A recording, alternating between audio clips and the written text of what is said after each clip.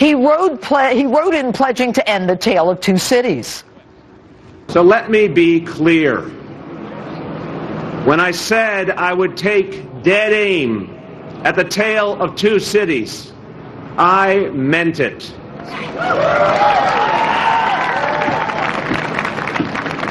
And we will do it. I will honor the faith and the trust you have placed in me, and we will give life to the hope of so many in our city. We will succeed as one city. He pledged to end police practices that unfairly target people of color. And 1 year later, New York continues to be two cities, never more divided. Right now, it is not the best of times, it is the worst of times. And as tens of thousands of police from around the country come to pay respects to Officer Wen Liu, assassinated with his partner, Officer Ramos, 5 days before Christmas, in the city where protesters chanted "Death to Cops," Mayor Bill de Blasio continues his anti-law enforcement agenda. The mayor, embarrassed by the actions of police turning their backs to him at the funeral of Officer Ramos, tries to mend fences with law enforcement. The very group he said he has to train his son to be cautious of because of the dangers that they pose.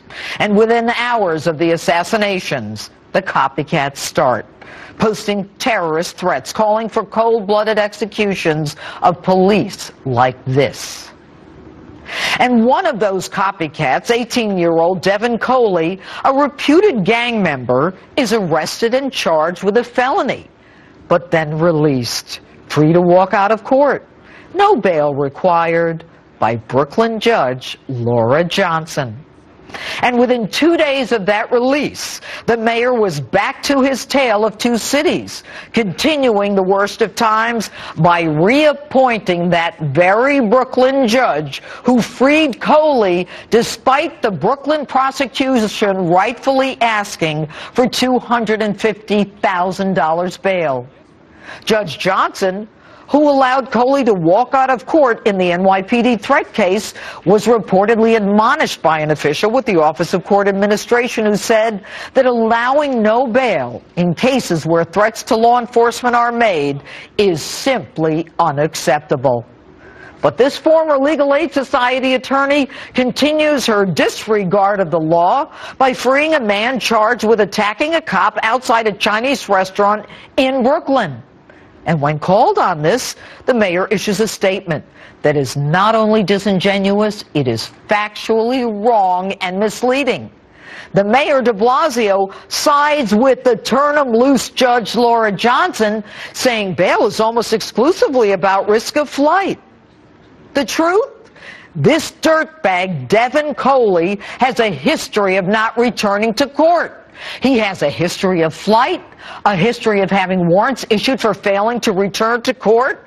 He is the quintessential flight risk. And what you don't know is that Coley is already under indictment in two separate cases. One for robbery and conspiracy, and the other indictment for possession of a loaded firearm. Did you hear that? Criminal possession of a loaded firearm. This same guy who posts a picture of someone shooting a New York City cop in a New York City cop car. The bail statute makes clear that possession of a firearm is specifically included as a criteria of granting bail. And as if that's not enough, when charged with assault in the first degree with a knife, which is the closest thing to attempted murder, he doesn't even come back to court. And of course, since he just turned 18, we have no idea what his juvenile record is. And I doubt, Mr. Mayor, that he turned 18 and immediately escalated into felony crimes. What we do know is that he started with jumping turnstiles, stealing a bike, assaulting people. And although the mayor's office alleges that the turn-em-loose Judge Johnson is a well-respected judge, the truth is that this was not the first time she released Devin Coley without bail. And the mayor's office on background said that the judge took seriously that there had been a threat to law enforcement, but that under New York law, he says, her hands were tied. Folks, I'm here to tell you that is pure Hogwash. And the mayor said that bail can only be used to ensure a defendant returns to court. Ironically, at the same time that the mayor's office says that there was no evidence to suggest that Devin Coley was a flight risk, a warrant is issued for his arrest for, you guessed it, not appearing in court as part of a plea bargain on a theft conviction. The mayor continues with his two-faced approach to the public. He now says he's going to work to change the bail statutes to empower judges with authority to have more discretion.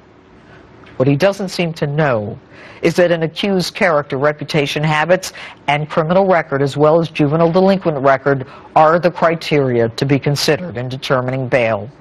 And any judge who knows her way around a courtroom would know that setting no bail in a case like this is not only irresponsible, it amounts to ignoring the rule of law, and it is a danger to the community. Mr. Mayor, this is the worst of times, and we have only one person to blame, and with you at the helm, it remains the winter of despair.